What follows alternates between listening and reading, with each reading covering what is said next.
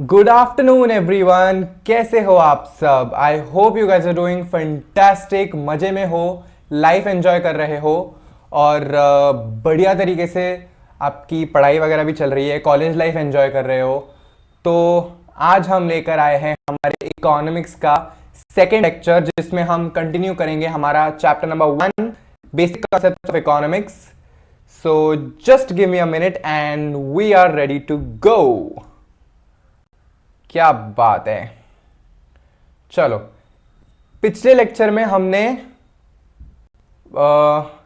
ये तीनों महाशय लोगों को खत्म किया था, राइट। खत्म किया था मतलब पढ़ के खत्म किया था। हे भगवान, study, we finished studying them, that's what I meant. हमने बेसिक्स, हमने चैप्टर का इंट्रोडक्शन देखा, हमने इकोनॉमिक्स, ये सोशल साइंस है, ये देखा। हमने father of economics Adam Smith के बारे में पढ़ा, एल्फ्रेड मार्शल के बारे में पढ़ा, देन हमने रॉबिन्स के बारे में पढ़ा, हमने कौटिल्य यानी कि चाणक्य के बारे में पढ़ा एंड उनके जो नोटेबल कॉन्ट्रीब्यूशंस है in the field of economics, इसके भी बारे में हमने सब डिटेल्स में पढ़ा। ठीक है, so let's move on with today's session. आज हमें ब्रांचेस से शुरू करना है, ठीक है, करेक्ट। आज हम लोग शुरू करने वाले हैं from branches of economics. One second ना, यस, ब्रांचेस से आज हमें स्टार्ट करना है। दिख रहा है क्या? मुझे यहां से रखना पड़ेगा, चलो कोई नहीं, एनीवेज चलो लेट्स स्टार्ट। आज का हमारा टारगेट है, आज हम खत्म करेंगे ब्रांचेस। उसमें हम माइक्रो मैक्रो दोनों इकोनॉमिक्स पढ़ेंगे। देन मतलब इंट्रोडक्शन, माइक्रो एंड मैक्रो, उसमें हम माइक्रो आज स्टार्ट करेंगे, जिसमें हम लोग वांट्स, सबसे पहले तो हम बेसिक कंसेप्ट में आज हम वांट्स पढ़ेंगे। वांट्स के साथ साथ goods and services number 2 and number 3 utility and value. आज का हमारा टारगेट इस सेशन के लिए ये होगा, आज वैल्यू तक हमें खत्म करना है। Okay, so let's start without wasting a minute. देखो, अभी हम पढ़ते हैं ब्रांचेस ऑफ इकोनॉमिक्स। हमने तो देखा सर ये इकोनॉमिक्स होता क्या है, ये स्टडी ऑफ ये मनी ओरिएंटेड है, इट इज, हमने इकोनॉमी वर्ड के बारे में पढ़ा कि ये management of the house hold की, उस फाइनेंशियल वेल्थ एक्यूमुलेट कैसे की जाती है, उसे मैनेज कैसे की जाती है या उसे बढ़ाया कैसे जाता है, इसकी स्टडी को हम लोग सर इकोनॉमिक्स बोलते हैं। सर ये तो हमें समझ में आ गया है सर, बट अब ये लोग बोल रहे हैं इसके ब्रांचेस होते हैं। जी हाँ दोस्तों, इकोनॉमिक्स के होते हैं ब्रांचेस। अभी क्या है सर वो 2 ब्रांचेस और ये किसने दी है? तो देखो सर, रैगनर फ्रिश, ये जो भाई साहब है, इन्होंने माइक्रो इकोनॉमिक्स और मैक्रो इकोनॉमिक्स, ऐसे इकोनॉमिक्स को 2 ऐसे ब्रांचेस में बांट दिया। मतलब 2 बड़ी इंपॉर्टेंट वाली जो ब्रांचेस निकलती है वैसे है ये, माइक्रो इकोनॉमिक्स एक है, मैक्रो इकोनॉमिक्स एक है। ठीक है, these terms are also derive from Greek words micros and macros respectively का मतलब है माइक्रो डिराइव हुआ है मिक्रोस से और मैक्रो डिराइव हुआ है मैक्रोस से। Got it? तो ये ग्रीक टर्म्स है मिक्रोस एंड मैक्रोस, जिससे हमने माइक्रो या माइक्रो इकोनॉमिक्स एंड मैक्रो या मैक्रो इकोनॉमिक्स, इन टर्मिनोलॉजीज को हमने डिराइव किया है। ओके, चलो, तो सर ये है क्या माइक्रो मैक्रो? सो पहले अब हम पढ़ने वाले हैं मैक्रो इकोनॉमिक्स के बारे में। We are gonna start studying about macro economics. Micro economics. Micro means small, micro means small, ये ध्यान में रखो। माइक्रो मतलब छोटा। आपने सुना ना माइक्रो ऑर्गेनिज्म, वो क्या होता है? छोटा ऑर्गेनिज्म। तो हमेशा याद रखना माइक्रो मीन्स स्मॉल, मैक्रो मतलब लार्ज। ये डिफरेंस, बेसिक डिफरेंस याद रखो। तो अभी हम लोग माइक्रो के बारे में पढ़ रहे हैं। माइक्रो मतलब छोटा, छोटू सा, स्मॉल। माइक्रो इकोनॉमिक्स डील करता है behaviour of individual variables such as household, worker, firm, industry etcetera. अभी हमारी इतनी बड़ी इकोनॉमी है, हमारी इतनी बड़ी कंट्री है, तो इसमें हम माइक्रो क्या है?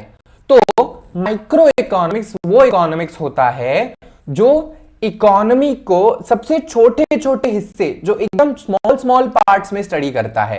जैसे कि एक हाउस होल्ड हो जाए, इतनी बड़ी इकोनॉमी का सिर्फ एक हाउस होल्ड, किसी एक हाउस होल्ड की स्टडी करना, वो माइक्रो हो गया। किसी एक वर्कर का स्टडी करना कि वो अपनी इनकम कैसे कमाता है, वो अपना हाउस होल्ड कैसे मैनेज करता है, उस एक वर्कर की स्टडी, तो ये हो जाता है हमारा माइक्रो इकोनॉमिक्स। एक किसी फर्म की करना, एक किसी इंडस्ट्री की करना, सो पूरे इकोनॉमी के किसी छोटे से हिस्से की स्टडी करने को हम लोग बोलते हैं माइक्रो इकोनॉमिक, क्योंकि ये माइक्रो लेवल पे या स्मॉल स्केल पे हो रहा है। Got it? इसको हम लोग माइक्रो इकोनॉमिक्स बोलते हैं। वेराज मैक्रो होता है जो हम लार्ज एग्रीगेट टर्म्स को स्टडी करते हैं। मैक्रो के बारे में हम लोग आगे पढ़ने ही वाले हैं, अभी हम लोग पढ़ रहे हैं माइक्रो, छोटू छोटू, एकदम से प्यारा सा छोटा सा नन्हा सा बच्चा है ये। सो हम लोग जैसे कि एक छोटे से इकोनॉमी के हिस्से को पढ़ने को हम लोग बोलते हैं माइक्रो इकोनॉमिक्स। जैसे आप लोगों को एग्जांपल्स में दिया है house hold, worker, firm, industry. क्योंकि देखो ना, इकोनॉमी तो इतनी बड़ी है, इकोनॉमी से इतना बड़ा है, तो उसमें हम एकदम ऐसे छोटे छोटे छोटे छोटे पार्ट्स को, या किसी फर्म हो गया, कोई इंडस्ट्री हो गई, कोई हाउस होल्ड हो गया, उसके स्टडीज को हम लोग बोलते हैं माइक्रो इकोनॉमिक्स। ठीक है, देखो हमें केनेथ बोल्डिंग ने डेफिनेशन दी है about microeconomics. Microeconomics is the study of particular शब्द याद रखो, particular firm, particular household, individual prices, wages, income, individual industries, particular commodities। ये काफी particular बोल रहा है हर चीज में। क्यों? क्योंकि ये सिर्फ एक स्पेसिफिक पार्ट या एकदम क्या बोलते हैं उसको, एकदम ऐसे छोटे से डिटेल्स को पे फोकस किया जा रहा है। जैसे इंडिविजुअल प्राइस, अभी मान लो मैं सिर्फ जैसे यहां पे एग्जांपल में, यहां पे हमारे पास बॉटल्स हैं, ठीक है, मैं सिर्फ बॉटल्स के प्राइसेस की स्टडी कर रहा हूं, तो ये माइक्रो इकोनॉमिक्स हो गया। इंडिविजुअल प्राइस, इस बॉटल की स्टडी, ये इसका मार्केट प्राइस क्या है, इसका फिर इसका पहले प्राइस क्या था, इसमें राइज एंड फॉल क्या हुआ है, तो इसको हम लोग माइक्रो इकोनॉमिक स्टडी बोलते हैं, because I am studying a single bottle, the economics about a single bottle. ठीक है, इंडिविजुअल वेजेस, इंडिविजुअल इनकम, अभी इंडिविजुअल इनकम की बात करूं, अगर मैं सिर्फ अपने सैलरी को पढ़ रहा हूं कि हाँ मैंने साल भर में इतना कमाया, मैंने पिछले साल इतना कमाया था, मैं आगे इतना कमाऊंगा, एस्टिमेशन निकाल रहा हूं मान लो, तो मैं सिर्फ अपनी स्टडीज कर रहा हूं, सो ये भी हो जाता है माइक्रो इकोनॉमिक्स। पर्टिकुलर, इंडिविजुअल, ये दोनों टर्म्स डाल दो, बाकी इकोनॉमिक्स के वेरिएबल्स डाल दो, हो गया डेफिनेशन तैयार। ठीक है, particular commodity, particular wages, individual prices, ये सब हमारा माइक्रो इकोनॉमिक्स में आता है। ठीक है, मैं बार बार माइक्रो बोलते वक्त ऐसे कर रहा हूं ताकि आप लोगों को याद रहे। ठीक है, अब हम लोग शुरू करने वाले हैं बेसिक कंसेप्ट्स जो आती है माइक्रो इकोनॉमिक्स में। अभी माइक्रो इकोनॉमिक्स, एंड गाइज ये टॉपिक है ना माइक्रो इकोनॉमिक्स, आप लोगों को 12th स्टैंडर्ड में भी है, अभी से से क्लियर रखो ताकि आप लोगों को अब 12th स्टैंडर्ड में कोई दिक्कत ना आए, एकदम आसानी से स्कोर करेंगे हम लोग। ठीक है, चलो ये माइक्रो इकोनॉमिक्स क्या होता है। मूविंग ऑन, अभी हम लोग एक एक कंसेप्ट्स को ब्रेक डाउन करेंगे कि माइक्रो इकोनॉमिक्स में एग्जैक्टली क्या चीजें होती हैं, क्या वेरिएबल्स होते हैं, कौन से कॉन्सेप्ट्स होते हैं। We are gonna study every single detail about micro economics. So एक बार फिर से आपको मैं क्विकली बता देता हूं कि ये माइक्रो इकोनॉमिक्स क्या होता है। माइक्रो का मतलब होता है स्मॉल, और माइक्रो इकोनॉमिक्स वो इकोनॉमिक्स है जो इकोनॉमी को इंडिविजुअल बेसिस पे स्टडी करता है, स्मॉल यूनिट्स को स्टडी करता है। जैसे कि एक इंडिविजुअल हाउस होल्ड हो गया, कोई इंडिविजुअल फर्म हो गया, कोई इंडस्ट्री हो गई। इसको अभी एग्जाम्पल में आप, तो अगर मान लो टाटा इंडस्ट्रीज, ठीक है, रतन टाटा जी को याद करते हुए हम टाटा इंडस्ट्रीज को एग्जाम्पल में ले रहे हैं। तो अगर मैं सिर्फ टाटा इंडस्ट्री की स्टडी कर रहा हूं तो ये हो माइक्रो इकोनॉमिक्स। लेकिन मैं ऑल ओवर हमारी इंडियन इकोनॉमी में जितने भी इंडस्ट्रीज हैं, चाहे वो टेलीकॉम सेक्टर हो, टेक्सटाइल सेक्टर हो, बिजनेस सेक्टर हो, या कोई भी अदर सेक्टर्स हो, उन सारे सेक्टर्स में सब इंडस्ट्रीज को काउंट कर रहा हूं और मैं उनकी स्टडी कर रहा हूं, तो ये मैक्रो हो गया। Understood the difference between macro and micro. Micro मतलब सिंगल, मैं सिर्फ टाटा इंडस्ट्रीज की स्टडी कर रहा हूं, या मैं सिर्फ अंबानी की स्टडी कर रहा हूं, उनके इकोनॉमी की, इंडिविजुअल की। ठीक है, so this is nothing but your micro economics. चलो, I hope micro economics is very clear to all now. अभी हम लोग बढ़ रहे हैं basic concepts of micro economics पे, कि माइक्रो इकोनॉमिक्स में के एक एक एलिमेंट को हम अब एक से चुन चुन के बढ़ेंगे अच्छे से। ठीक है, I hope you guys are with me. चलो, पहले हम लोग शुरू करने वाले हैं वांट्स। एक सेकेंड ना, मुझे इसको क्लीन करने दो। हाँ, चलो, तो अब हम लोग शुरू करने वाले हैं वांट्स के साथ। आई होप अच्छे से बने ये। हाँ, बन गया। It is difficult to define want in a few words. In common language want can be referred to as a need. अभी कॉमन लैंग्वेज में बोलना तो इजी है कि सर वांट मतलब नीड होता है, लेकिन अगर इकोनॉमिकल टर्म्स में अगर मैं बात करूं तो वांट अलग है, नीड अलग है। या फिर जिन बच्चों का इंग्लिश भी अच्छा है ना, उनको भी समझ आएगा कि वांट और नीड में डिफरेंस होता है। Want is something that you crave for और यू वांट, लेकिन उसकी जरूरत नहीं है, तुम्हें वो सिर्फ चाहिए, तुम्हारी सिर्फ इच्छा है। वेरएज जब तुम्हें उसकी जरूरत है, that means it is your need. Got it? Want और नीड में क्या फर्क है? ऐसे कॉमन लैंग्वेज में तो हम वांट को नीड ही बोलते हैं, लेकिन if you get into the depths then you all will know the segregation या what is the differentiation between want and needs. ठीक है, जैसे for example your textbooks are your needs, whereas having bikes to go to the college is your want. ये आपकी want है। समझ गया want और need का difference?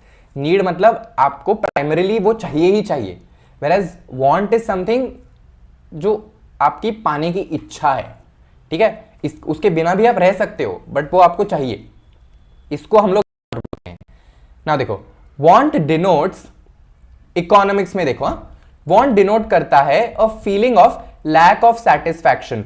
मतलब आप किसी चीज को लेके जब सेटिस्फाइड नहीं हो, तब आप उस चीज को want, you want that thing.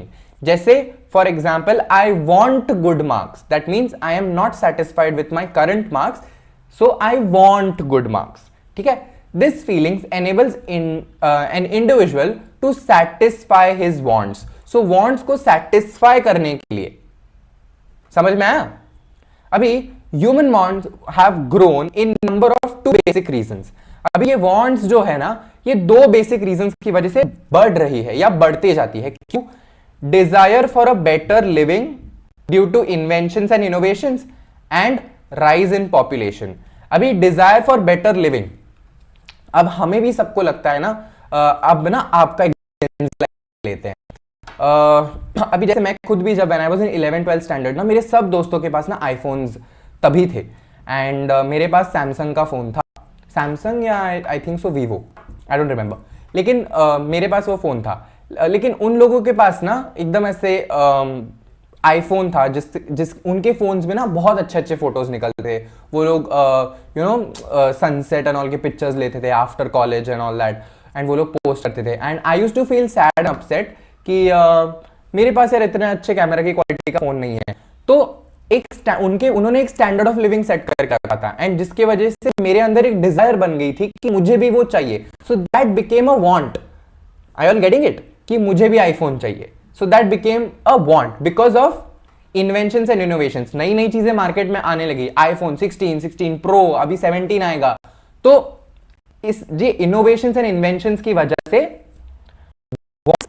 Create होती हैं ह्यूमन बींग्स में। Getting it? And of course the second reason is rise in population. अभी हम इंडियंस को ये राइज इन पॉपुलेशन समझाने की जरूरत पड़नी नहीं चाहिए। हम लोगों ने चाइना को बीट कर दिया है, हम लोग ऊपर ऑलरेडी नंबर 1 पे पहुंच चुके हैं इन टर्म्स ऑफ पॉपुलेशन। चलो, तो अब हम देखते हैं इन वांट्स की क्या कैरेक्टरिस्टिक्स है। What are the characteristics of these wants? चलो, number 1, wants are unlimited. Wants not only arise again and again, but they are also unending. If one gets satisfied, another arises. wants go on multiplying number। अरे क्या एकदम बहुत बड़ी बात बोल दी इन्होंने तो, कि wants ना बार बार रिपीटेटिव नेचर में तो आती ही है, साथ ही साथ ये अनएंडिंग है। अब आप खुद को ही देखो यार, मतलब स्कूल खत्म हो गई, आप कॉलेज में जाओगे तो इनिशियली आपको थोड़ा ऐसा लगेगा हाँ फ्रीडम मिल गया, मिल गया कि आप बोलोगे, आप कॉलेज में जाओगे मुझे नया बैग चाहिए, नया बैग चाहिए कॉलेज को, नया बैग देखोगे, फिर मुझे नए शूज़ चाहिए, नए शूज़ मिल गए, नए शूज़ के बाद अब आपको नई जीन्स चाहिए, नई जीन्स लेने के अब वो न्यू जेंजी वाले ओवर साइज वाले टी शर्ट्स चाहिए जो जेंजी बच्चे पहनते हैं, वो चाहिए, फिर वो ले लो आप। फिर आप बोलोगे मेरा ड्रेसिंग सेंस सर बहुत एकदम क्लासी हो गया सर, अब मुझे ऐसे बाइक चाहिए घुमाने के लिए, तो फिर आप बाइक लोगे, बाइक आप लेके जाओगे, फिर आप जैसे जैसे आगे बढ़ोगे यार सर अब बाइक 2 व्हीलर नहीं है वो 4 व्हीलर चाहिए, फिर कार पे जाओगे, फिर सर ऐसे करते करते फिर आप बोलोगे यार एक 4 व्हीलर से क्या होता है, दूसरी 4 व्हीलर चाहिए। तो आप देख रहे हो, आप जैसे जैसे आगे आगे बढ़ते जाते हो आपके वांट्स बढ़ते ही जाते हैं। You never stop desiring, desire is a human tendency. तो आपके वांट्स कभी खत्म नहीं होते। एंड ऑल्सो एक हो गई सेटिस्फाई तो दूसरी आ जाती है, ठीक है। ये थोड़ा गलत बोल दिया क्या मैंने? एक वांट कमोडिटी की सेटिस्फाई होती है, फिर दूसरी आ जाती है कमोडिटी की वांट, गंदे बच्चे, ठीक है। चलो नेक्स्ट इज ऑल्सो, ये नंबर में मल्टीप्लाई होती जाती है। आप अपने लाइफ के को रिलेट करके ये समझो, बहुत इजी है। इकोनॉमिक्स हमारी डेली लाइफ में ही चल रहा होता है हमेशा, ठीक है। दूसरा, वांट्स होती है रिकरिंग इन नेचर, मतलब ये बार बार आती है, हर बार आती है। अभी जैसे मान लो विंटर्स, देखो यहाँ पे पिक्चर में दिखाया गया है विंटर्स, दिख रहा है ये तीसरा विंटर्स ही है ना ये, हाँ विंटर्स ही। तो ये मैडम जी ने ना स्वेटर पहना है। अभी जैसे इस साल अभी विंटर शुरू होगा, तो मैंने एक स्वेटर खरीदा, तो मैंने इस साल के विंटर्स में मैंने स्वेटर यूज किया, मुझे अगले साल फिर लगेगा वो स्वेटर, उसके अगले साल फिर लगेगा, फिर लगेगा। So I will keep on needing, so मुझे हर साल लगेगा, है ना। तो वांट्स जो है ना ये बार बार बार बार रिपीटेटिव नेचर की आती है, मुझे बार बार बार बार कुछ चीजों की जरूरत पड़ने वाली है, मुझे इच्छा होने वाली है उन चीजों की। सो ये रिपीटेटिव नेचर है, मतलब कुछ रिपीटेटिव हो सकते हैं, कुछ ओकेजनल हो सकते हैं। अभी ओकेजनल क्या होता है, मान लो आपके भाई की शादी है, आप किसी कजन की शादी है, तो आपको शॉपिंग करनी है, तो ये क्या हो गया, ये आपकी ओकेजनल वांट है, मतलब कि आप वो कपड़ा सिर्फ तभी के लिए खरीदोगे उस फंक्शन के लिए, एक बार हो गया ना वो जाता है कबर्ड में। ट्रस्ट मी, मेरा पर्सनल एक्सपीरियंस है, मैंने अपने जितने भी कजन्स की शादियों में जो भी पहना है ना, वो अभी ऐसा मस्त सील पैक होके मेरे कबर्ड में पड़ा हुआ है, जो मैंने नहीं पहना है उसके बाद से। सो ठीक है। सो वांट्स ऐसे दो टाइप्स की होती है, कि एक तो जो रिकरिंग नेचर की होती है, जो आपको बार बार है, दूसरी जो ओकेजनल होती है, जो आपको सिर्फ एक बार लगती है या 2 बार मैक्सिमम या 3 बार, ठीक है। वैसे third, wants differ with age. अभी हर एज ग्रुप में आपकी वांट्स अलग अलग होती हैं। आप उस पिक्चर में देखो, ए पिक्चर में आप एक छोटा बच्चा देख रहे हो, उसकी वांट्स क्या है, वो खिलौनों के साथ खेल रहा है, he is needing toys to play. B में ही इज एन अडल्ट, उसको बाइक की वांट है, he wants a bike to घुमोफाए इधर उधर। एंड ओल्ड एज में आप ऐसे कंफर्ट चूज करते हो, the woman is reading books, उसे एक चश्मे की जरूरत पड़ गई, चश्मे की जरूरत तो फिलहाल इस एज में ही पड़ने लगती है ना हमें, मुझे खुद को चश्मा है, ये देखो। तो ऐसे हर एज में ना हमारी वांट्स अलग होती हैं। अभी when you all were in school, आप लोगों की वांट क्या थी, आपको नए टॉयज चाहिए, आपको क्या चाहिए, किंडर जॉय चाहिए, और क्या होता है उन बच्चों का, आजकल तो ऐसे ऐसे खिलौने आ गए भाई। तो आप लोगों को बुक्स चाहिए, कोई फैंसी बुक्स, कोई फैंसी आइटम्स चाहिए, गिफ्ट्स चाहिए, फैंसी। तो ये हैं आपके बचपन के wants. Once you all become a teenager, once you all become an adult, early 20s या टीनेजर्स में, आप लोगों को फ़ोन चाहिए, आप लोगों को बाइक चाहिए, आप लोगों को और क्या चाहिए, स्टारबक्स की कॉफ़ी चाहिए, आप लोगों को और क्या क्या होता है, ये मैकडी में खाना है, पिज़्ज़ा खाना है, बर्गर खाना है, ये वांट्स आपकी हो जाती है उस एज में।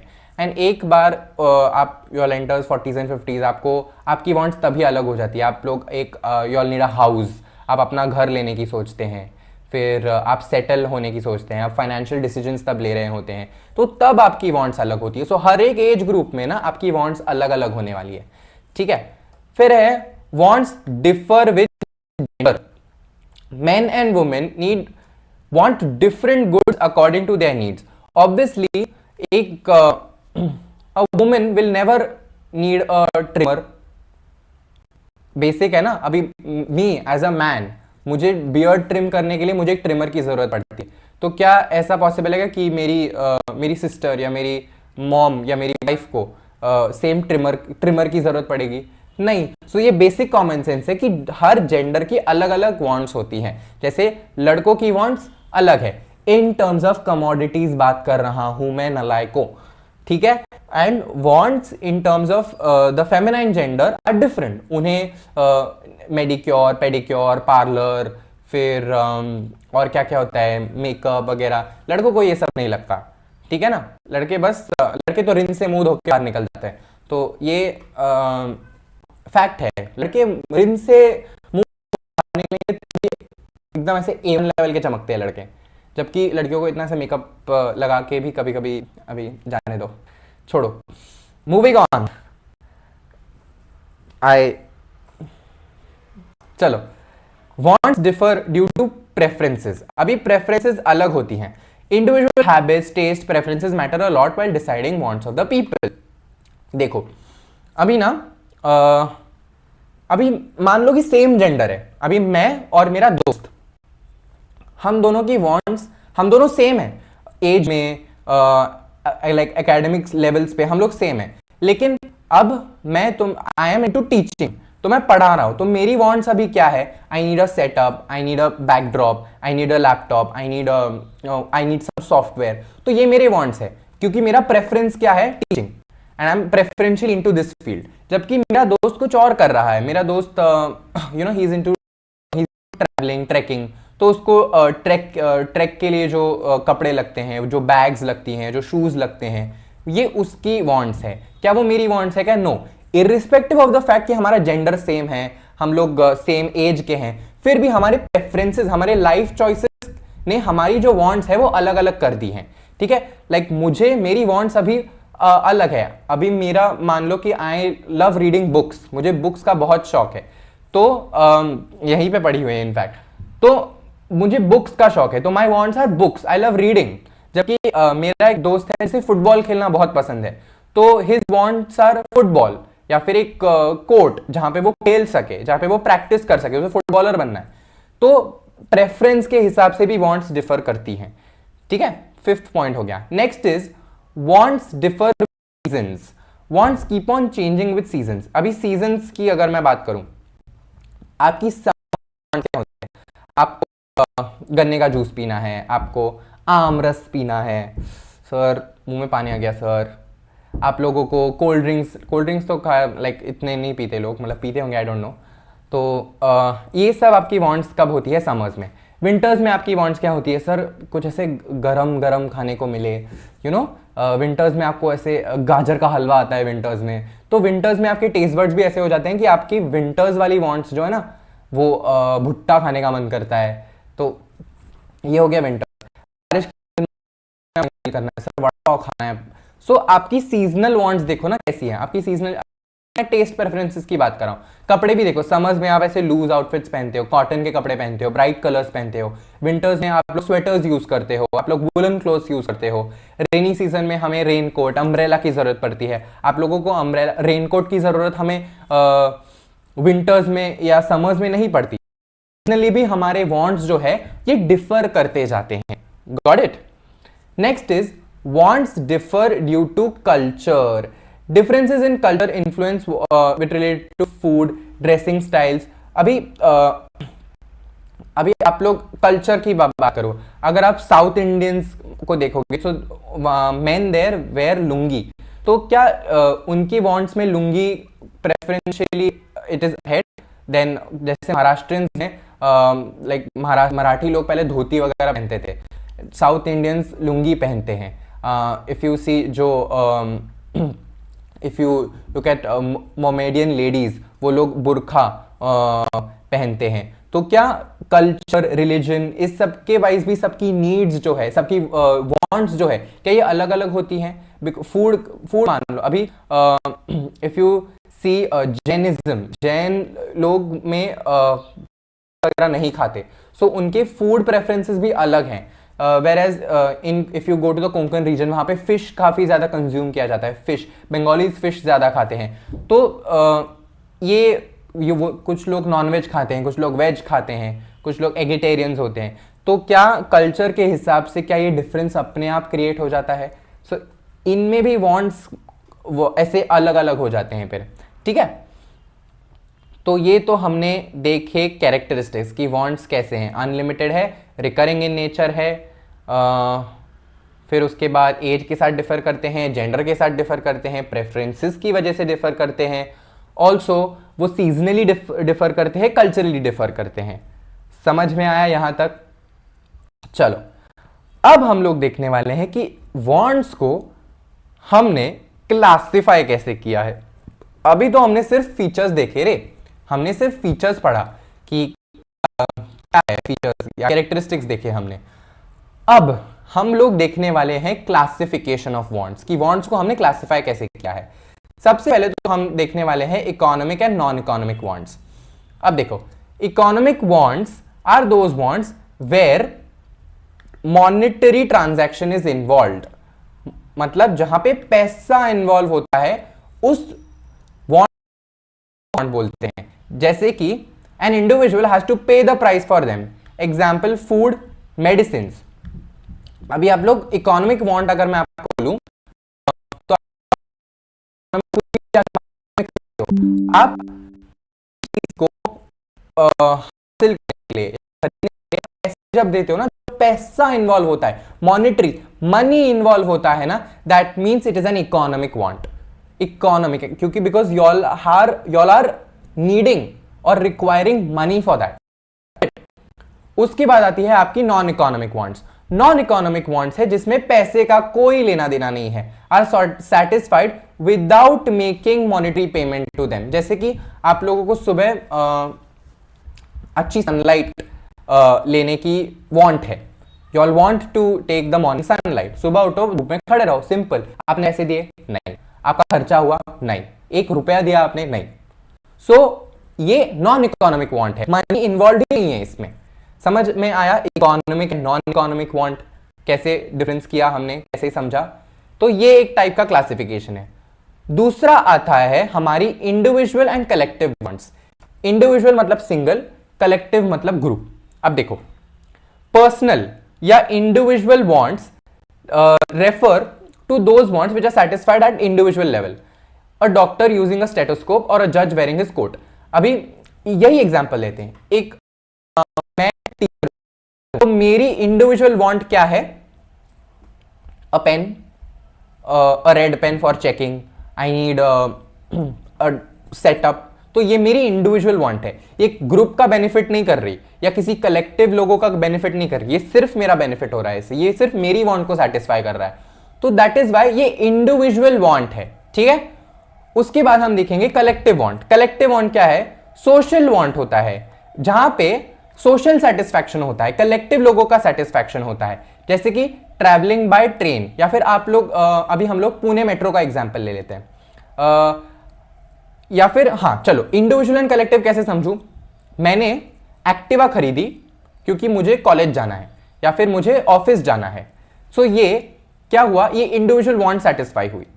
वेयर एज गवर्नमेंट ने मेट्रो बनाई ताकि लोग कॉलेज एंड ऑफिस जा सके, तो ये collective want satisfy. Understood the difference? Clear? Yes, I hope you guys are understanding and you guys are with मी।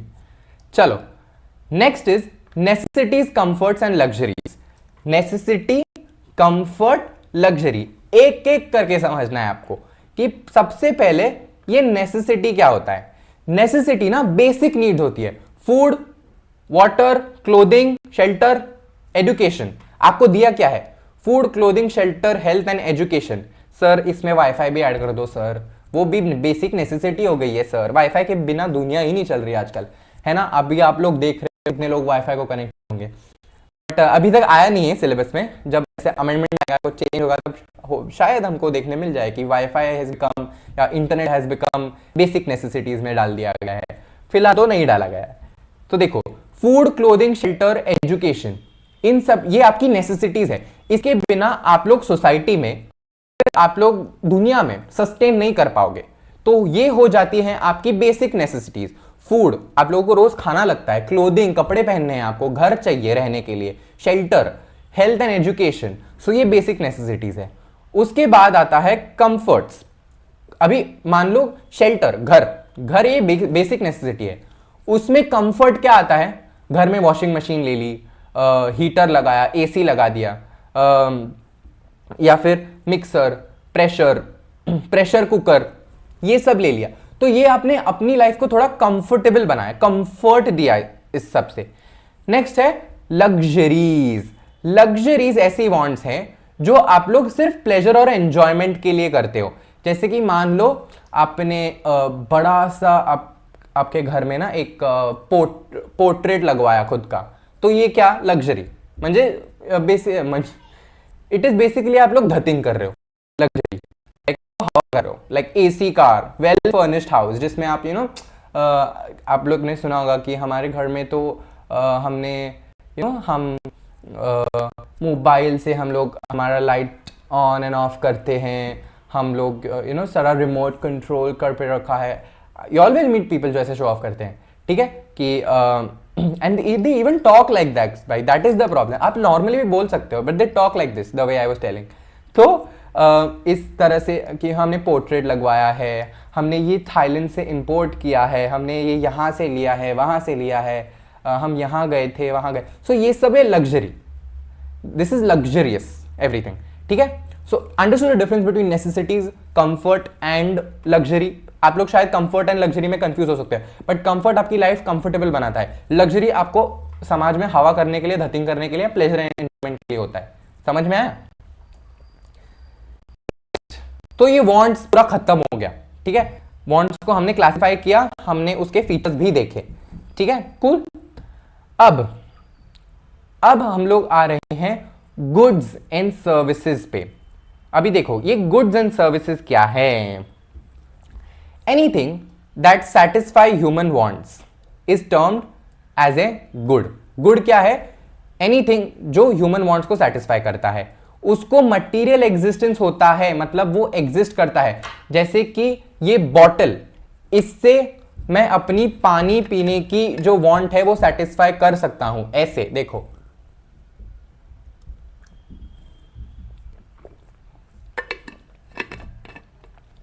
प्यास लग रही थी मुझे ऑनेस्टली। देखो, तो इसका मटीरियल एग्जिस्टेंस है, it is satisfying my want, human want, human ही हूं मैं, I hope you all know. तो ये मेरी वांट कर रहा है, so this is nothing but a good, ठीक है। Understood what is goods? Example में दिया चॉक यूज्ड बाय टीचर, मैंने बॉटल ले लिया, सॉरी। सर्विसेज ऑल्सो सेटिस्फाई, ये सर्विसेज भी सेटिस्फाई करते हैं ह्यूमन वांट्स को, but do not have material existence. ये बॉटल नहीं में, अभी मान लो ना टीचिंग की सर्विसेज जो मैं आपको दे रहा हूं, can you all touch my teaching? ये एब्स्ट्रैक्ट, हमने पिछले लेक्चर में पढ़ा था, ये एब्स्ट्रैक्ट है। सो सर्विसेज जो है, या फिर मान लो ड्राइवर जो ड्राइविंग की सर्विस देता है, can you all touch his driving? No.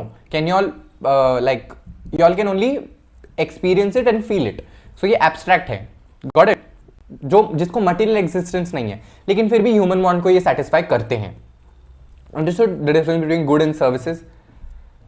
Next, अब आता है तीसरा, यानी कि utility.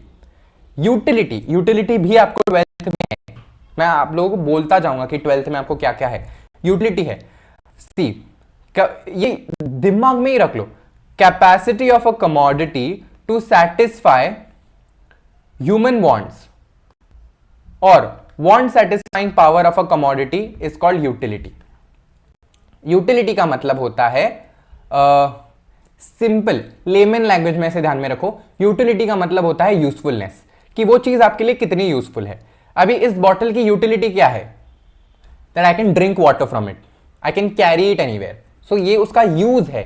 The usefulness of the commodity is your utility. Got it. Utility के बारे में आपको इतना ही दिया गया है. ये यूटिलिटी का सस्पेंस है ना, आपको 12th में ऐसे फोड़ेंगे ये लोग. आपको 12th में जब यूटिलिटी वाले चैप्टर में ना आपको डिटेल्स में कि यूटिलिटी क्या है, वांट, नीड, वो सब आपको डिटेल्स में है 12th में. सो अभी के लिए यूटिलिटी इतना ही, 11th स्टैंडर्ड में इतना ही याद रखना है. वांट्स पावर, कि एक कमोडिटी की power to satisfy your wants, कि आपको किस हद तक वो सैटिस्फाई कर पाता है वो commodity, that is is utility. ठीक है. Next is value. अभी वैल्यू को ना, वैल्यू जब हम, वैल्यू क्या होता है वैल्यू सर? वैल्यू का मतलब होता है कीमत. अभी कीमत, व्हेन आई से वैल्यू, इकोनॉमिक्स में दो तरह की वैल्यूज होती हैं. एक होती है वैल्यू इन यूज, दूसरी होती है वैल्यू इन एक्सचेंज. अब इसको डिटेल में पढ़ना है और आप लोगों को ज्यादा अच्छे से समझ में आएगा जब हम लोग ये पढ़ेंगे, वाटर डायमंड पैराडॉक्स. बहुत इंटरेस्टिंग, बहुत मेरा फेवरेट है ये वाटर डायमंड पैराडॉक्स जब हम पढ़ेंगे. देखो, वैल्यू इन यूज और वैल्यू इन एक्सचेंज में क्या फर्क होता है ना, बिफोर रीडिंग इट मैं आपको समझा देता हूं. वैल्यू इन यूज मतलब आपको उसका यूजफुलनेस है लेकिन उसका मॉनेटरी एक्सचेंज. जैसे कि आप लोग पानी कितना यूजफुल है, आपको कितना ये देता है, क्या बोलते, आपकी प्यास बुझाता है पानी. लेकिन आप लोग अगर दुकान में जाओगे तो वो 20-30 रुपए में आपको मिल जाता है. ठीक है. वेयर एज अगर मुझे कोई प्रेशियस स्टोन खरीदना है, मान लो उसका कोई महंगा बहुत स्टोन है, कोई ज्वेल है, और वो मैंने खरीदा, वो 1.5-2 लाख का मुझे मिल रहा है या फिर करोड़ में भी आता है, वो मैंने लिया, बट मैं उसको लूंगा और मैं सिर्फ रखूंगा. ठीक है. मुझे एक्चुअली यूजफुल है क्या वो? Am I using it? No, मैंने सिर्फ खरीदा है. तो इसी को हम लोग समझने वाले हैं कि वैल्यू इन यूज क्या होता है एंड वैल्यू फॉर एक्सचेंज क्या होता है. देखो, सबसे पहले देखते हैं value in use. It refers to worth of a commodity. In simple words, कि उसकी यूजफुलनेस क्या है. Example, no one has to pay for the price of a sunshine but it's immense worth of life can never be doubted. अभी देखो ना, morning sunlight या sunlight की वजह से आप लोगों को दिन में दिखता है, लिटरली दिखता है ना, सनलाइट की वजह से दिन होता है. The concept of day is because of the sunlight. Exactly. So लेकिन क्या उसका मॉनेटरी वर्थ है? क्या आप पैसे दे रहे हो क्या सूर्य भगवान को कि हाँ आज का कितना हुआ, धरती पे धूप लाने का आज का आपका इतना payment? Is it like that? No. So ये वैल्यू इन यूज है. Sunlight is the best example कि उसका वैल्यू इन यूज बहुत है. ठीक है. तो उसका हम लोग वैल्यू इन यूज कभी डाउट ही नहीं कर सकते. In economic language, sunshine has a high value in use. It is an example of a free good. अब आते हैं वैल्यू इन एक्सचेंज. अब ये वैल्यू इन एक्सचेंज क्या है? It refers to the worth of a commodity और service expressed in terms of another commodity. When this value is expressed in terms of money, it is called price of a commodity. अभी अगर मैं उस किसी commodity की worth निकालूं, अभी इसकी वैल्यू इन एक्सचेंज, मैंने मार्केट में जाके इसको 200 रुपए में बेचा, तो इसकी ये वैल्यू इन एक्सचेंज निकली. या फिर मुझे किसी ने बोला मैं आपको ये बॉटल दूंगा, वो मुझे एक टिफिन देगा, तो ये उसकी वैल्यू इन एक्सचेंज निकली कि मुझे ये देके कोई और कमोडिटी मिली, तो ये उसकी वैल्यू इन एक्सचेंज हो गई. या फिर उसकी मॉनेटरी वैल्यू निकली तो उसकी निकली प्राइस, वो बन गई उसकी प्राइस. Got it. तो वैल्यू इन यूज अलग है, वैल्यू इन एक्सचेंज अलग है. यूज मतलब मैं उसको एक्चुअली यूज कर रहा हूं, यूटिलाइज कर रहा हूं. Whereas value in exchange मतलब मैं उसको किसी को देके कुछ नया खरीद पा रहा हूं या कुछ नया ले पा रहा हूं. Got it. A good which commands a price is termed as an economic good. जैसे आप लोग मार्केट में जाके खरीदते हो TV, AC, fan, bungalow, house, etcetera etcetera. Got it. अभी water diamond paradox of values आप लोगों को आई होप क्लियर है कि वैल्यू इन यूज क्या है और वैल्यू इन एक्सचेंज क्या है. वैल्यू इन यूज मतलब उसको आपको यूजफुलनेस ज्यादा है. ठीक है. Usefulness it is at its peak. जैसे सनलाइट आपके लिए 100% यूजफुल है, लेकिन आप उसके लिए कोई प्राइस नहीं पे करते. वेयर एज आप कोई ऐसी चीजें खरीद सकते हो लाइफ में जिसका आपका कोई यूज नहीं है, लेकिन आप फिर भी उसके लिए पैसे दे रहे हो. मेरे सामने एक एग्जाम्पल पड़ा हुआ है, मैंने खरीदा है हाँ ये भाई साहब मैंने खरीदा है महाबलेश्वर से। It is literally just to keep, बस रखना है इसको। ये यूजफुल है क्या मेरे लिए? नहीं, it is just a commodity, लेकिन मैंने इसको पैसे देके खरीदा है। समझ में आया? अंडरस्टूड फर्क? Value in use, exchange. चलो, तो अब फाइनली हम लोग समझते हैं आज का last, that is water diamond paradox. Some commodities have a high value in use and a low exchange value. Example, water. Whereas some commodities have low value in use but high exchange value due to its scarcity. Example, diamond. अभी diamond water paradox बोलता है कि कुछ commodities ऐसी हैं जिसका value in use बहुत ज्यादा है लेकिन value in exchange उतना ही कम है। Example, water. अभी वाटर वैल्यू इन यूज कितना इंपॉर्टेंट है, like everybody needs water for survival. हम रोज पानी पीते हैं, नॉट जस्ट ह्यूमंस, एनिमल्स, इनसे मतलब बाकी के जितने भी जीव जंतु है, पानी सबको लगता है। लेकिन यही पानी आप अगर किसी स्टोर में खरीदने जाते हो तो 20-30 रुपए का आपको 1 लीटर वगैरह का बॉटल वगैरह मिल जाता है, लेकिन यही कंपेयर करो अगर मैं डायमंड के साथ। Diamond is nothing but a precious stone, वो स्कैर्स है। इट इज स्कैर्स मतलब वो बहुत रेयर स्टोन है। तो डायमंड मैंने खरीदा, तो am I actually going to use a diamond? क्या मैं उस डायमंड को खा सकता हूं उसको, या फिर कंज्यूम कर सकता? Can I actually consume a diamond like physically? No. तो लेकिन अगर मैं उसको बेचूं मुझे कितना पैसा मिलेगा? तो इसीलिए डायमंड जो है इसका value in use very less but value in exchange is very high. Understood? इसी को हम लोग पैराडॉक्स बोलते हैं, diamond water paradox. Got it? So आने वाले लेक्चर में हम लोग डायमंड वाटर पैराडॉक्स को एक बार फिर से डिस्कस करेंगे एंड फिर आगे बढ़ेंगे। ठीक है? सो आज का हमारा जो टारगेट था वो पूरा हो चुका है। We have done with the entire this thing. आज जितना पढ़ाना था उतना तो मैंने पढ़ा लिया भाई, है ना? चलो, so we are done with our today session also and बहुत अच्छे से हो गया। सो आई होप आपको समझ आ रहा है। वीडियो को लाइक करना है, कमेंट करना है, आपके जो भी डाउट्स हैं खुल के इंस्टाग्राम चैनल पे मैसेज कर सकते हो। आप लोग इस वीडियो के कमेंट सेक्शन में आपके डाउट्स लिख सकते हो। I will definitely answer you all. Okay, show your love and मिलते रहेंगे अगले वीडियो में। Thank you very much for your valuable time and thank you so much guys. That's it, let's call it a day. Bye bye.